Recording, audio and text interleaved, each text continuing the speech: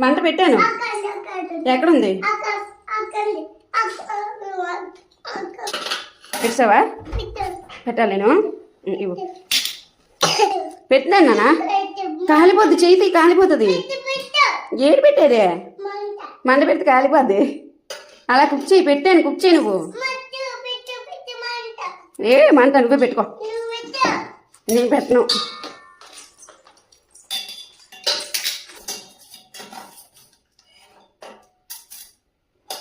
ఉడికిపోయిందా rice?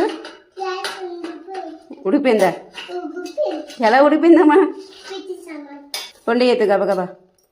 అలా చేయి పెట్టకూడదు, కాలిపోతుంది.